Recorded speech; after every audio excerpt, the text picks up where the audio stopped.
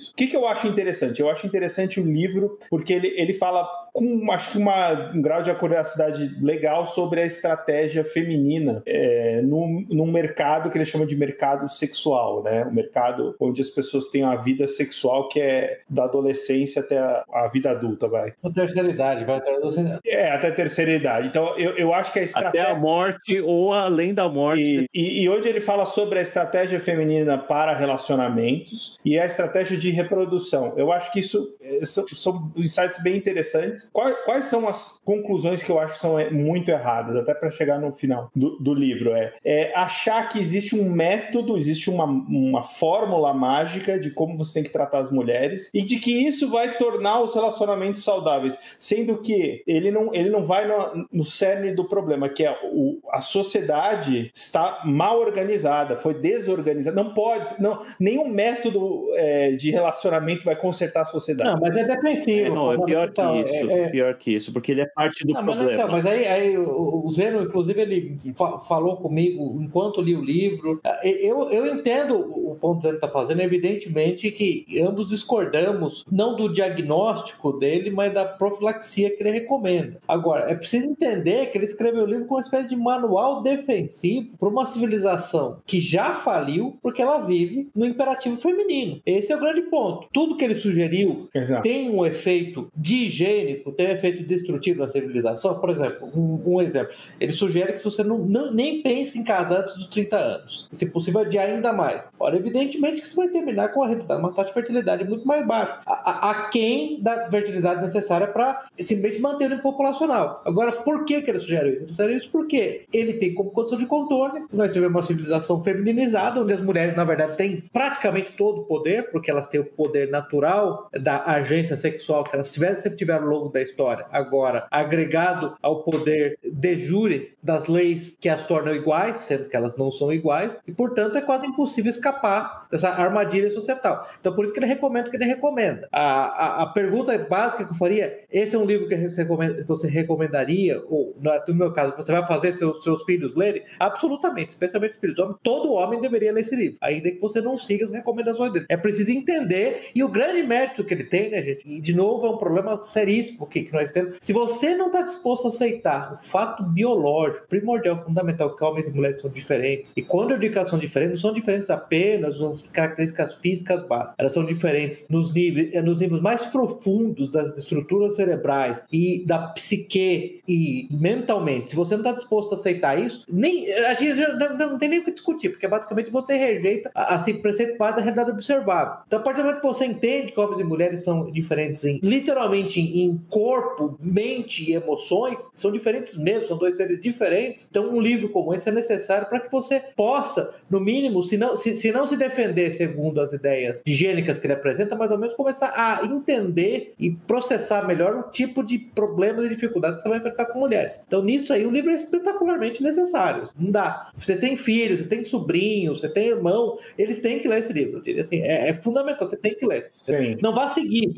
Apesar do livro, assim, ele ser repetitivo, tem uma série de defeitos, assim, não é um livro, assim, não é um primor de literatura. Tem que ser discutido, acho que um pai com um filho tem que ser discutido, porque o que ele vai receber do mundo externo é muito oposto, né, do que está escrito no livro, né? Então, a criança, o adolescente, no caso, que eu não daria, obviamente, para uma criança ver isso, mas o adolescente, ele vai rejeitar a programação. Então, assim, o primeiro conceito que acho que a gente pode começar discutindo é o que, infelizmente, ele coloca no final do livro, que é da hipergamia. Eu acho que é um conceito central para entender o que as mulheres, qual a estratégia sexual das mulheres. Para deixar claro, né? Para deixar claro que a estratégia é reprodutiva, em primeiro lugar. É reprodutiva. Né? Então, assim, alguém quer comentar sobre a hipergamia? Sim, o problema fundamental de novo, a diferença de homens e mulheres. Né? Um homem pode engravidar dezenas de mulheres por dia. Dezenas talvez não, mas várias mulheres por dia. O cara também não vai aguentar tanto. E uma mulher, uma vez grávida, ela vai ficar indisponível para reprodução durante 9 meses. Uma vez que você entende esse fato básico da biologia, que as estratégias de reprodução das mulheres e dos homens têm que ser diferentes, e a estratégia feminina é hipergâmica, quer dizer, eu quero selecionar, já que eu tenho uma chance a cada, vamos ser honestos, né? 9 meses, uma chance a cada ano de reproduzir, e lembrando que nos primórdios da nossa civilização reproduzir era fundamental para sobreviver, você não tinha o mesmo cuidado neonatal, pré-natal, eu preciso copular com o melhor macho que eu conseguir achar. Nesse caso, o melhor macho significa o quê? É aquele que vai representar o melhor status dentro dos machos disponíveis naquele grupo e que vai ser mais capaz de me proteger e vai ser mais capaz de prover para mim. Então a estratégia é hipergâmia. A mulher ela é selecionada para isso. Então, em grande medida, ela precisa enxergar o homem, e é um termo que eu acho que o próprio Rollo Tomás do Jonas fala, é verdade que os homens enxergam mulheres como objetos sexuais, porém as mulheres enxergam os homens como objetos de sucesso. Se você entende isso, você entende uma das coisas, acho que é uma das regras que ele fala, né, que mulheres nunca conseguem amar homens como homens conseguem amar as mulheres. E isso é verdade, né, o amor quase que meio incondicional, romântico, é basicamente masculino para feminino e não o contrário, porque as mulheres sempre têm esse filtro seletivo aplicado. E se você não disser que você não é um evolucionário, um psicólogo evolucionário, você pode dizer que mesmo são simplesmente centenas de milhares de gerações de adaptações biológicas, que as mulheres tivessem esse filtro cerebral no qual elas selecionam os homens baseado em critérios de status, força, capacidade de proteção e de provimento. Essa é a estratégia feminina, hipergamia. Já a estratégia masculina é poligênica, né? Basicamente, o homem espalha os genes dele ao máximo possível e o critério de seleção dele é muito mais relaxado. Basicamente, é aquela velha piada, acho que o próprio Rollo Tomás fez no livro, né? Não existe mulher feia depois das 2 da manhã com 6 uísques. Uma vez você entende isso, você entende por que elas são... Porque os dois gêneros são fundamentalmente diferentes. Não existe igualdade entre homens e mulheres. E se você ficar tentando, você falar pro seu filho que as mulheres, homens e mulheres são iguais, vai levar a frustração infinita dele, porque os dois gêneros não conseguem, eles têm estratégias diferentes. A nossa sociedade é apoiada em vários paradoxos. Um desse que o Pepe acabou de falar, que a mulher é focada em qualidade, né? Buscar o melhor macho disponível do que ela consegue atingir, e o homem é focado em quantidade, né? A gente consegue notar isso quando a gente vê o que é o soft porn para um e para o outro, né? O soft porn para o homem tem um harém, soft porn para a mulher é o 50 tons de cinza, né? Tem um bilionário que se apaixona por ela, um duque ou alguma coisa assim. Mas tem outros paradoxos também mais recentes. Esse é essencial à natureza humana, né? Essa diferença de qualidade e quantidade. Tem um paradoxo que é característica das civilizações industrializadas, que é que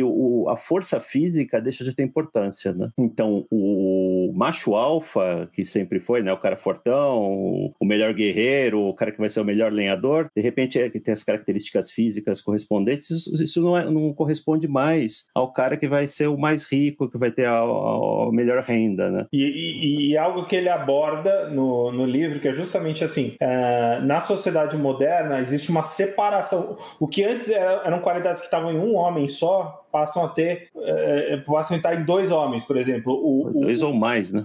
2 ou mais, que é o provedor, que é um cara que não necessariamente vai satisfazer o ímpeto sexual da mulher, que é por aquele cara ou fisicamente mais atrativo, ou que tem uma postura mais assertiva, né? Então, a mulher acaba dividindo a estratégia dela entre a atratividade sexual de um lado e o provedor, o cara que vai estar ali provendo para ela o conforto e a proteção que o instinto dela pede, né? Comanda, né? Comanda, exatamente. E tem uma terceira camada de paradoxo também, que é mais recente, que é essas questões políticas. As mulheres são doutrinadas a odiar os homens, e odiar o patriarcado, e odiar o casamento, e tudo que vem pós-revolução sexual dos anos 60, né? Por causa do feminino de terceira onda e de quarta onda, sim, né? Exatamente. Mas voltando ao ponto 2 aí, que o Zeno comentou, que o ponto também é extremamente importante, né? É preciso que os homens entendam, principalmente os garotos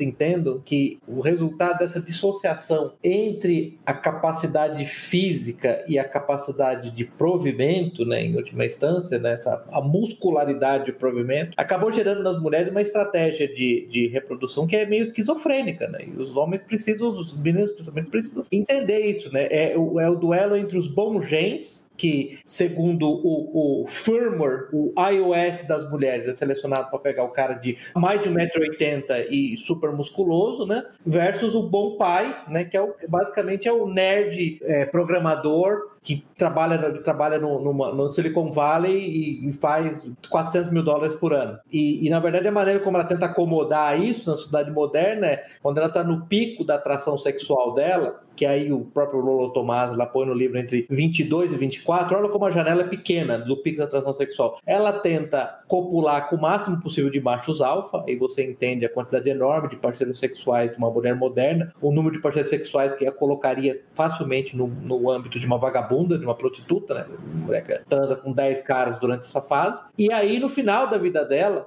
quando ela já teve essas dezenas de parceiros sexuais, né? No final da vida sexual atrativa dela, depois dos 30, aí ela tenta atrair, na verdade, um bom provedor, né? Então, essa é a estrutura corrente. Como você, legalmente, historicamente, o que se fez, né? Tem aquele livro que a gente já falou umas 3 vezes aqui do Joseph Henry, Sexo e Cultura, né? Ele analisou, se não me engano, 85 civilizações ao longo de 5.000 anos, né? E ele conseguiu demonstrar uma correlação clara entre conquistas tecnológicas da civilização e restrição de liberdade sexual feminina. Como a gente não tem restrição de liberdade sexual feminina, a gente permite que as mulheres vão por esse processo com o resultado que é digênico, né? Porque as mulheres, elas demoram muito para ter filho, ou muitas vezes não tem filho, e quando tem um número muito pequeno.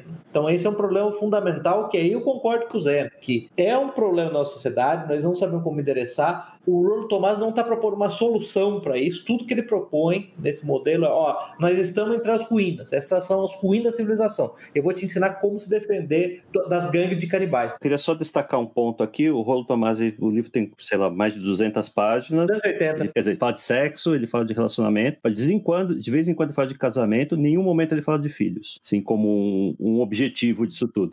Ele fala no máximo daquela parte de contraceptivos, né?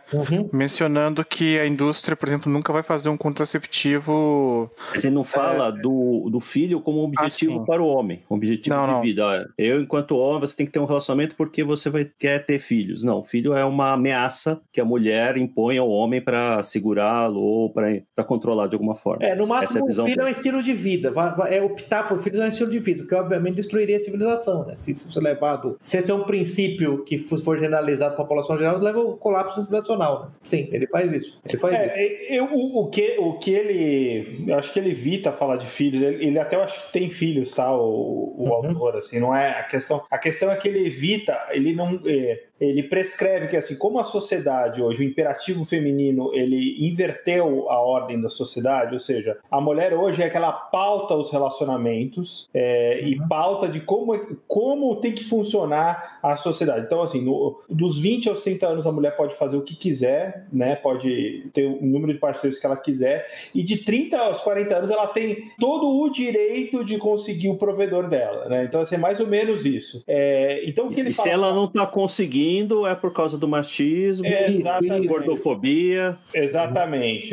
Quando ela está no final da curva de atratividade de valor sexual na sociedade, né, no tal do que eles chamam de sexual market value, né, que é o valor no mercado sexual, digamos, do homem e da mulher, né, ela tem todo o direito de settle down, né, de arrumar um parceiro para a vida, né, o provedor. Então, assim, o que ele faz ali é o seguinte: jovens, não caiam na armadilha de ter filhos cedo. O que para um pai, para alguém que é mais tradicional, conservador, que eu acho que nós aqui nos consideramos conservadores, realmente é um conselho ruim, tá? Mas o que ele tá falando é o seguinte, o mercado sexual é esse, tá disposto dessa maneira. Então, assim, não vai se meter com uma piranha e vai ter filho com ela, sendo que ela vai destruir a sua vida, né? Mais ou menos isso. Provavelmente porque ele já deve ter visto várias vidas destruídas, né? É aí que a gente discorda, né?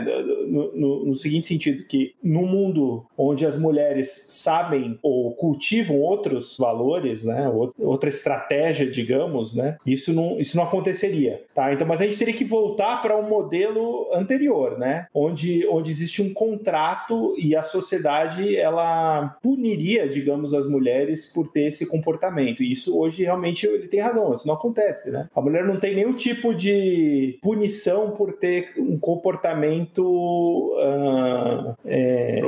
promíscuo ou por ter filhos com vários homens. Promíscuo é também destrutivo, né, o Salazar? Porque um dos pontos, e de novo, é por isso que eu estou tentando fazer o papel de advogado do diabo, entendendo que a estratégia dele, apesar de extremamente perniciosa, ela no mínimo é racional no tempo corrente, como esses das ruínas da civilização ocidental, especialmente Estados Unidos e Europa Ocidental, especialmente esses dois lugares, né? A grande questão é o seguinte: hoje você você vai investir o seu tempo e o seu dinheiro num relacionamento. Você vai ter filhos, 2, 3, 4 filhos, não importa o número que seja. E se a mulher decidir amanhã, por razão nenhuma, lembre-se que a maioria dos países tem o que a gente chama de no-fault divorce, né?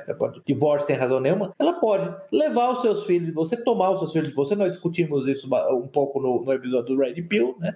Levar metade dos seus rendimentos e você vai simplesmente não tem defesa legal, defesa institucional nenhuma, né? E nesse sentido, né, se você for usar lá o termo da machosfera, manosfera, ele acaba até advogando a estratégia daquela men going their own way, né? Os homens seguindo o seu próprio caminho, né? Praticamente, entenda que ao engajar em matrimônio e ao engajar na criação de filhos no Ocidente moderno, você pode perder tudo do dia para a noite e não há nenhum tipo de defesa. Esse para mim que eu vejo que é o grande ponto. Evidentemente que a questão é que para um reacionário, para um tradicionalista, né, mais do que conservador, ter filhos é um ato de fé. Então fique claro que você está tomando essa decisão de ter filhos como um ato de fé, não é um ato racional. Não é um comportamento... Não é uma decisão econômica. Inteligente do ponto de vista simplesmente dos incentivos econômicos. Eu acho que para mim esse é o grande ponto, né? Esse é um dos pontos cruciais dele. E de certa maneira faz jus ao nome, que é o homem racional. Se você for usar critérios racionais, de fato, você não vai se reproduzir e provavelmente vai seguir essa estratégia do man going their own way,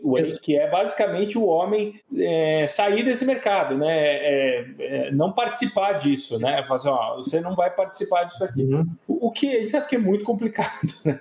Mas até porque os impulsos sexuais existem. Se você é materialista, se você é um materialista hedonista, é totalmente possível, né? Você está com algum tipo de desejo assim, você procura uma prostituta, você procura a internet, está cheio de recursos para isso. Se você rejeita o transcendental, né, Ozeno? Se você rejeita o transcendental, se você é simplesmente materialista e o casamento para você é uma fonte apenas de sexo, realmente é uma roubada, né? Você não se interessa por ter filhos, casamento é uma roubada. E tem sites que defendem isso, tem canais no YouTube que defendem, o homem tem que ficar solteiro mesmo, não tem que casar, que o casamento é uma roubada. Mas o problema é o preço que você vai cobrar, não só do indivíduo, né, como da civilização lá na frente. Só um adendo aqui que o próprio Rolo em nenhum momento, não sei, en passant, em casos bem específicos, ele não menciona religião, não fala nada de valores de qualquer religião nisso daí. É extremamente secular o livro, a abordagem dele. Esse Rolo é um picareta. E ao mesmo tempo também, ele agradece no final do livro ao Rush, que o incentivou a editar um livro com os melhores posts do blog dele, do Rational Mail. Isso foi em 2012, 2013, e o Rush hoje é um cristão ortodoxo, devoto.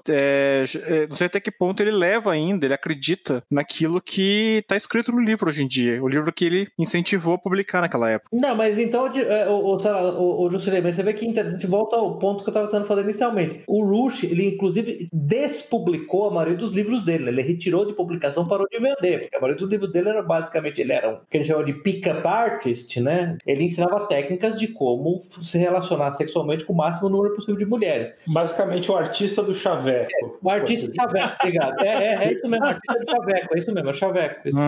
Obviamente ele parou com isso, mas aí eu volto no ponto que o diagnóstico é bom, é preciso entender a estratégia das mulheres, que as mulheres são diferentes de homens, que elas têm estratégias que estão um tanto quanto esquizofrênicas, elas têm características um tanto quanto sociopáticas, a gente pode até dizer por que quando ele falou daquela história das noivas de guerra, war brides, então você tem que conhecer o diagnóstico, você não tem simplesmente aceitar o método profilático que ele recomenda para resolver esse problema. Por exemplo, eu vou dar um exemplo para entrar no livro, que a gente não está falando muito do livro, um negócio que eu acho importante, como ele fala de plate spinning, de girar os pratos. Eu vejo muitos garotos adolescentes que são basicamente torturados por garotos adolescentes no pico da atratividade, porque eles não entendem esse conceito de que eles têm que ter, pelo menos, a perspectiva de poder ter encontros, não necessariamente com sexo, com mais de uma garota, para que uma garota só não os escravize pela atenção exclusiva deles. Para você é um negócio útil, importante, você não precisa usar isso pro resto da sua vida vida, mas é importante que adolescentes masculinos não sejam basicamente encurralados por garotos. Então esse é um exemplo interessante. O que ele diz é que o homem, né, deve ter várias perspectivas, né, várias possibilidades de relacionamento. Ela não pode estar simplesmente dependendo de uma única mulher. Dos humores de uma única mulher. E é o que a mulher jovem faz, né? A mulher jovem sempre tem um monte de pessoas, de homens jovens orbitando ela. Né? Orbitando. Essa é a questão. Os orbiters, né, cara? Beta-orbiters, né? E com redes sociais, eu acho que isso é muito, muito importante, né? Outra coisa que eu acho que ele fala logo no começo do livro é o tal do one night, né? Que as pessoas têm muito isso. Que é a ideia de que em português seria o meet, que é ter a ideia de que existe uma pessoa só para você no mundo inteiro. A alma gêmea, exatamente. E isso leva a comportamentos que são doentios. As pessoas levam muitas vezes a relacionamentos que estão muitas vezes fadados ao fracasso. São claramente pessoas que não têm jeito, não têm melhor viabilidade juntas, né? E elas acabam achando porque aquela pessoa é talvez na cabeça dela idealizada a pessoa perfeita, né? E eu acho que, mais uma vez, né? Nada disso aconteceria se a sociedade funcionasse do jeito que ela funcionava antes, né? Mas patriarcal. Exatamente. Como isso não acontece, é importante saber disso, eu acho, né? Até porque o ideal romântico, né? Se você for analisar historicamente essa ideia de romantismo, é um negócio que foi criado, né? Não existia na sociedade. Os casamentos eram todos arrumados para começar, né? Não tinha esse negócio de romantismo, de não, essa pessoa aqui é a pessoa ideal para você versus a outra, e se você não casar com ela porque é o amor da sua vida, nada mais vai dar certo. Isso não existia antigamente. Se for no tempo dos nossos avós, talvez bisavós, você não veria isso. Isso não aconteceria. Só mencionando aqui, Salazar, que essa tradução pirata que está disponível na Amazon traduziu One It como Unikit. Unikit? De único com it, de inflamação. Foi você que traduziu isso, né, Juscelino? Fala a verdade. Eu não, eu tenho canos para consertar, meu amigo. Seria o mito da alma gêmea, né? Uma coisa que eu não sei se ele estressa o suficiente no livro é que essa questão romântica é principalmente uma questão masculina. Isso. As mulheres são muito mais pragmáticas nos relacionamentos com os homens. Sério, isso é uma coisa que ele estressou quando ele fala daquelas leis de ferro de Rollo Tomassi, e isso é uma coisa que os homens precisam entender. Os homens amam idealisticamente e mulheres amam pragmaticamente. Ele falou isso, é uma das leis lá dele, e ele falou claramente que esse amor incondicional idealizado dos homens, esperar que as mulheres amem da mesma maneira, é o caminho para o fracasso, é o caminho para a frustração. Por isso que eu falo para você que é importante, especialmente para um homem jovem que está começando a ter encontros com garotos, começando a conhecer garotos, ele precisa entender isso, né? Um exemplo assim ótimo disso aí que você está falando, por exemplo, eu fico orbitando lá a garota, né? Eu fico me fingindo de amigo dela, porque não tem amizade de pessoas de sexos diferentes, na verdade que não tem. Ele concorda com isso e eu também concordo com isso, ele fala disso.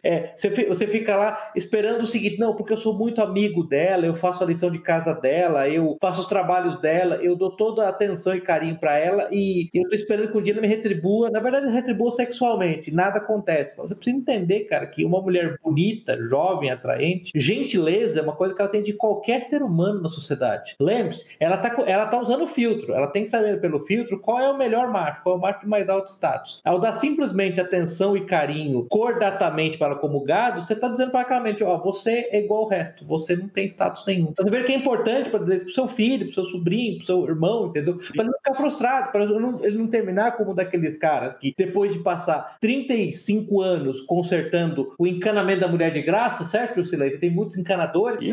Direto aí. Aí o cara fica louco porque a mulher casou com o marombadão lá ou se mata ou mata a mulher, né? Não, porque eu fiz tudo pra ela, não retribuiu, não funciona assim, né? Não tem essa... Você lembra que ele chega a falar, né, o Salazar, de equidade no relacionamento? A mulher, ela não é exatamente capaz de apreciar o tipo de sacrifício que os homens fazem pra estar com ela. Mas o ponto dele não é que você tenha ódio das mulheres, porque você entenda a natureza feminina, né? A natureza. É assim e acabou, entendeu? Então, isso é um aspecto, ainda que você não subscreva a conclusão hedonista materialista de como combater, você precisa, no mínimo, entender e internalizar isso, né? Entenda que a natureza dos dois gêneros é diferente e não odeie um gênero por causa disso, né? Do mesmo jeito que você não odeia um urso polar por ele ter os hábitos que ele tem no Círculo Polar Ártico, né? Entendeu? E, aliás, um urso polar não é melhor que um urso marrom, né? Eles são adaptados aos seus ambientes. Então, é nesse aspecto que eu vejo o livro como, ao mesmo tempo, importante para que os homens se defendam, liberador no sentido que você consegue entender a natureza dos dois sexos, né? Esse é o grande ponto. Eu acho que para um homem jovem realmente é muito importante, porque ele precisa entender que o baralho está arrumado contra ele. E o baralho, exatamente. As pessoas entram no mundo do relacionamento lá cheio de fantasias, de romance, que ele aprendeu com a Disney, com novela e com sei lá mais o que, e vai achar que aquilo é a vida prática e vai se magoar e vai se ferrar e vai se destruir, né? Vai gerar frustração para todo mundo. Outra coisa que ele fala que eu acho bastante interessante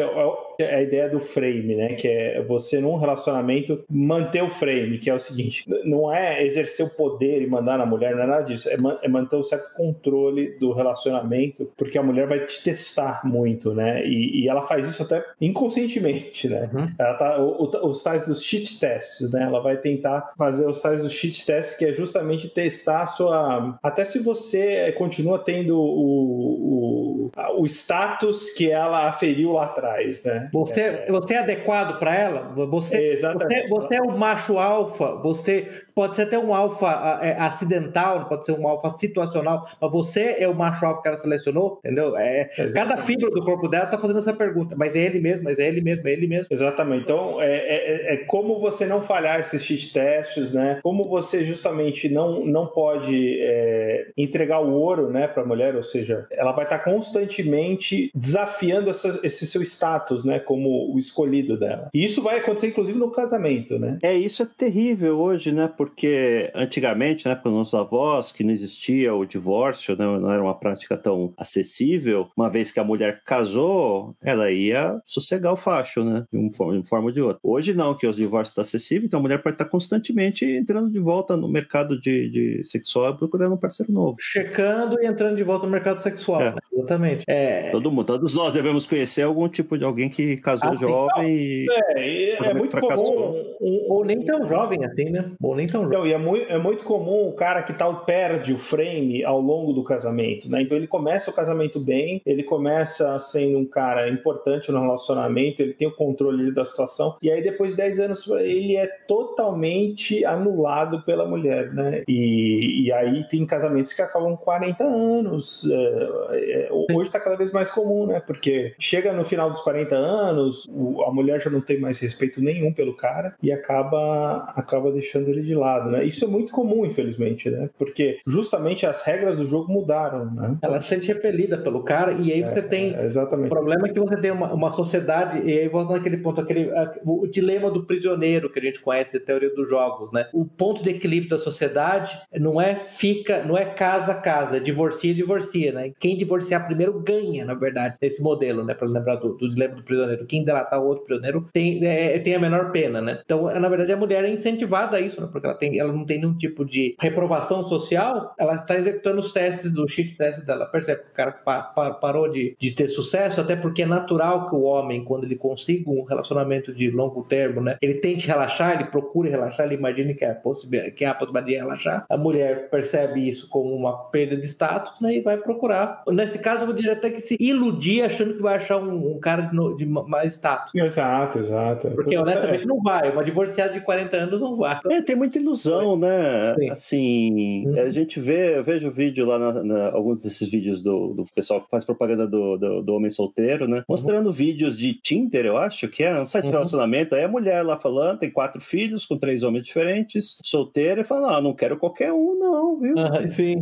Esse é um negócio que ele fala bastante no livro, né? Assim, são coisas meio que proibidas, né? Mulheres já com filhos, se você entrar num relacionamento desse, assim, mas a mulher tá lá achando que tá abafando no mercado, sei lá, com 39 anos, achando que tem o mesmo apelo sexual que tinha quando tinha 22. Mas para um homem entrar num relacionamento de mulher com filhos, eu acho que é meio que uma admissão de que realmente ele tá disposto a criar a prole de um outro homem, né? E isso, muitas vezes, na cabeça da mulher, muitas vezes não, acho que 100% das vezes, né? É uma licença para opa, esse aqui é o provedor perfeito, digamos assim, né? Porque eu consegui o que eu queria, eu reproduzi com o homem que me atraía, né, sexualmente, e eu achei um cara aqui disposto a pagar as contas. É perfeito, é basicamente quando a mulher tirou na loteria, né?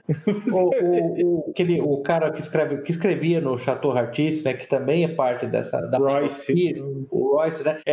E que era do artista do Chaveco, como o Salazar falou aí, ele tem uma frase excelente sobre isso. Ele fala assim: a mulher rodada, né? A rodada de 39 anos com 3 filhos, na verdade, jamais perdoa o provedor beta que casou com ela mesmo, porque ela sabe no fundo que ela status baixo, o cara casou com ela porque o cara não tinha opção. E nada parece ser mais destrutivo pro interesse de uma mulher do que quando ela percebe que o homem não tem opções. Eu diria, quando o homem não tem opções e quando ele não tem uma espécie de drive interno, e aí vem a parte do frame, né, o Salazar, quando ele não tem objetivos, que pode ser muitas vezes carreira, um negócio, alguma coisa, até mesmo objetivos políticos ou esportivos ou intelectuais que estão além da mulher. Parece que é o paradoxo que os betas, né, os provedores, têm que entender, ser totalmente dedicado à mulher, ser totalmente aberto à mulher, né, contar todos os seus sentimentos para a mulher, tem um resultado terrível para a mulher, que na verdade é aquilo para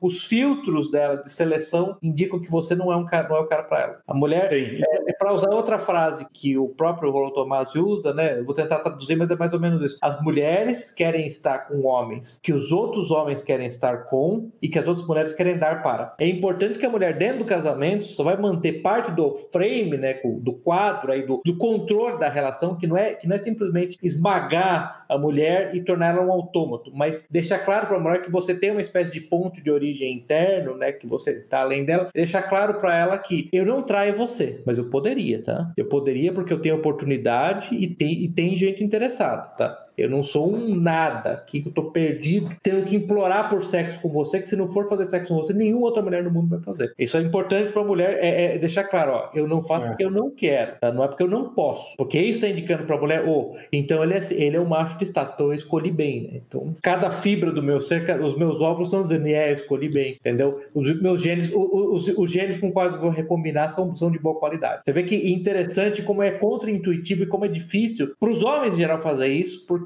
chega um ponto que a natureza masculina, né, ela quer ter o conflito com o inimigo, não dentro de casa, né, quer dizer, no fundo você tem que trazer o conflito e o conflito tem que acontecer dentro de casa, né, e ao mesmo tempo o condicionante igualitário moderno que o Zeno falou, né, quer dizer, você fala um negócio desse pro seu filho, versus o que ele aprende na escola, versus o que ele aprende das tias dele, das primas dele, é chocante, né, entender essa natureza feminina. Por isso que eu insisto que é tão importante, o livro ele serve como uma espécie de removedor da cortina da frente dos olhos, entendeu? Porque os homens têm que entender que é essa natureza feminina. Não tem jeito, não tem o que fazer. Exato. Ele usa muito a terminologia do Matrix, né? Que as pessoas estão plugadas, estão desplugadas, ou tomam a pílula vermelha. Mais um, né? Falando de pílula vermelha. Quantas vezes a gente já falou de pílula vermelha? Mas tudo bem, mas a analogia é válida. É válida. Não, eu concordo. E uma das coisas que eu acho que, assim, ele fala em alguns parágrafos que a maior ferramenta que você pode ter num relacionamento é a imaginação da mulher, né? Isso. Que é justamente você contar tudo exatamente para ela, porque se ela sabe exatamente 100% do que você faz ou que você fez no passado, você basicamente passou ali a ser previsível para ela, né? Uma coisa assim que... Ela conquistou você. Não tem mais desafio, porque ela já conquistou, ela tomou você. Não tem mais ali nada, exatamente. Então, assim, são várias coisas ali que fazem sentido, né? Porque a mulher, nos relacionamentos, ela tende a imaginar muito mais do que o homem nesse sentido, né? Salazar... O homem é muito mais direto, né? Ele vai atrás, é o contrário, né? Ele vai atrás da revista da mulher pelada, né? Não, e mais do que isso, né, Salazar? O próprio Rollo Tomassi falou, como o homem tem aquele modelo analítico, estrutural e racional de solução, eu quero sexo. A mulher tem sexo. A mulher tem que trocar o sexo por recursos. Eu vou prover recursos, logo ela vai me dar sexo. Não é assim que mulheres operam. Não é assim. Não funciona assim, entendeu? Aí você fica frustrado. Pô, eu investi tanto muito tempo, eu insisto nisso. Nós todos tivemos amigos de escola, né? Pô, aquela menina lá fazer toda a lição pra ela, todos os dias. Ela acabou ficando com o maconheirinho lá do o DJ, o DJ, entendeu? Pô, entendeu? Porque não funciona, esse modelo não é, né? Ele fala muito daquele let's just be friends, né? Que é vamos só amigos, o vamos ser só amigos é a comunicação indireta da mulher que deixando claro que ela rejeitou você, entendeu? Não pense que você... Não, se eu ficar sendo amigo dela se eu ficar bem próximo aqui... Dando o ombro pra ela chorar cada vez que o novo marombadão desiste dela, entendeu? E segura o cabelo dela enquanto ela vomita na privada, quando ela tá bem na balada. Um dia ela vai ficar comigo. Não, ela rejeitou você, entendeu? A única resposta possível pra vamos ser amigos é nem é só isso, entendeu? Vai embora, menino. Exato. Você tá pensando que eu sou. Então, eu insisto, isso é importante. No final do livro, ele menciona alguns autores que ele considera importantes. Ele fala do Rush, naquela fase hedonista, materialista do Rush, antes da conversão religiosa do Rush. E ele fala de um cara que eu li durante muito tempo, que é o Dalrymple. E o Dalrymple é um cara interessante porque ele é um protestante, mas ele aborda essa questão a partir de uma ótica cristã. E aí, fala um pouco do que o Zeno falou. Uma das coisas que ele fala, você tem que usar essas técnicas de artista do chaveco, né, de game, que eles chamam de game em inglês, de jogo, no seu casamento, inclusive para ajudar a manter suas esposas mais virtuosas, inclusive para ajudar a diminuir a tentação da sua esposa por outros homens. Uma coisa interessante. Ele é um dos poucos que eu vejo que tenta combinar, tá, cristianismo com essas características da pílula vermelha, do red pill em relação à mulher. Mas ele é um cara bem interessante. Mas você veja que ele tem um conselho, ele fala, isso é importante para manter a harmonia do lar, né? Injetar esse nível de conflito de baixa intensidade é importante para evitar que vire é quase como se fosse você tem pequenas guerras proxy, né, guerras de procuração para evitar uma guerra nuclear. A divórcio seria uma guerra nuclear. Como é que você faz isso? Você tem os seus pequenos Vietnãs, Coreias, entendeu? Honduras, coisas desse tipo. Que mensagem bonita, né? Que mensagem bonita. Então, o casamento é uma longa guerra fria, gente. Vou mandar imprimir esse daqui. Vou mandar imprimir, fazer uma placa.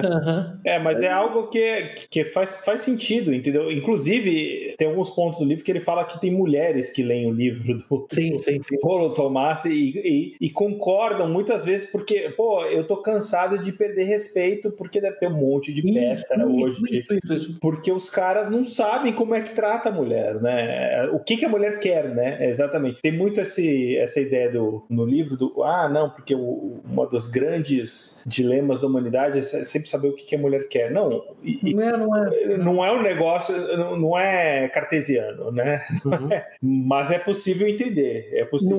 Não é cartesiano, mas também não é místico intransponível, que está no interesse das mulheres e dizer, não, nós somos criaturas místicas, ninguém entende. A gente não entende. Se você entende, veja que eu não sou um cara, eu não sou o cara que vai dizer para você jamais que ele é behaviorista, né? Ele é da escola psicológica do behaviorismo, que diz que tudo que importa são os impulsos internos e externos, as motivações internas não importam. Essa é basicamente a ideia do behaviorismo. E um dos grandes pais do behaviorismo radical é aquele B.F. Skinner, né? Que na verdade acredita que até mesmo o livre-arbítrio nem existe, né? Então ele tem esse problema. Ele fala muito de psicologia evolucionária. Quanto é verdade que você simplesmente não pode ter uma abordagem reducionista, né? Imaginar que as mulheres, os homens, qualquer ser, eles são escravos dos seus determinismos biológicos, é importante entender que eles afetam sim o seu comportamento. E em média, você pode ter exceções, você vai ter exceções, mas em média, eles ajudam a explicar os comportamentos, né? Então você tem que pelo menos entender isso, né? Um negócio que eu acho interessante que ele falou, o Salazar, quando ele fala um pouco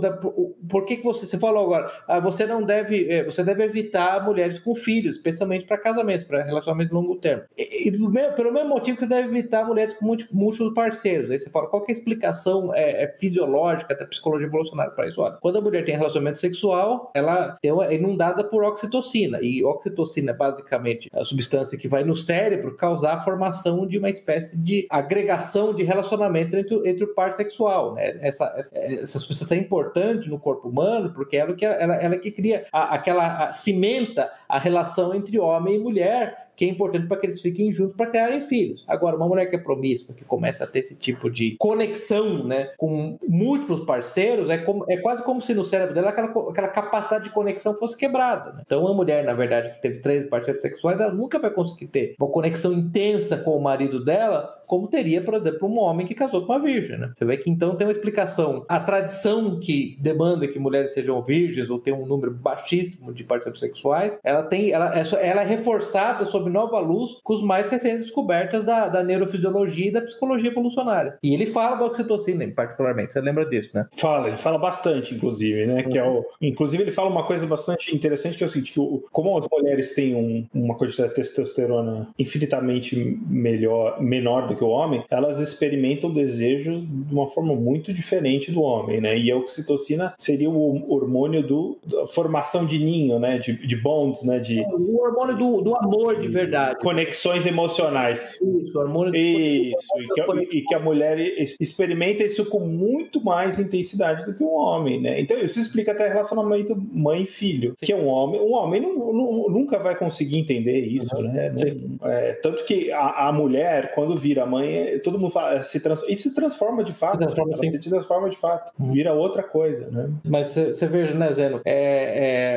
Qual é a propaganda corrente, né? Não importa o parceiro sexual de mulher, você pode casar com qualquer mulher, viu, filho? Ou irmão, ou primo, não tem problema não. Porque ela transou com 13 caras, transou com 20 caras, não tem problema nenhum. Ela vai ser uma ótima esposa. Ela não vai conseguir. Ela é fisiologicamente incapaz. Salvo por um milagre, por uma intervenção de vida, por uma reforma de vida, entendeu? Que você tá falando de 0,0001% dos caras, não vai. Você tá apostando em algo que 99,99% vai terminar num desastre, né? Ela já se estragou em certa medida, ela meio que quebrou, né? Você vê como é importante o livro, ainda que ele não concorde com as conclusões, né? Exatamente porque os homens têm que ser expostos a essa verdade, né? E eles não vão aceitar imediatamente. Eu acho que uma pergunta que eu fiz para todo mundo aqui, todos nós, né? Qual que foi a questão mais difícil em termos de red pill, né? Para você aceitar? No fundo, em relação às mulheres, né? E engraçado que as mulheres que eu conheço que são red pilladas me falam o contrário, que a coisa mais fácil de aceitar foi o red pill em relação às mulheres, porque ela fala, nós nos conhecemos. Eu sei que são mulheres, né? Só homens que têm mulheres. Nós fomos educados, né? Nós fomos educados, fomos formados nesse mundo já feminista, né? Sim. Mary Tyler Moore e coisa e tal. Sim. Que a mulher tem que estar no mercado de trabalho, tem isso, tem que ter oportunidade, é tudo igual. E assim, uma coisa que ele talvez não toque muito no livro é justamente o seguinte: hoje o homem que tem poucas opções no mercado sexual, né? Antes ele acabava até por limites em que a sociedade impunha, né? No range da mulher, dos candidatos da mulher, existia ali aquele range de mulheres que ele conseguiria se relacionar. Hoje isso foi totalmente retirado, né? Então, assim, a mulher hoje de baixo valor sexual, como ela tem hoje condições de através do movimento de liberação sexual, ter relacionamento com alfas, né?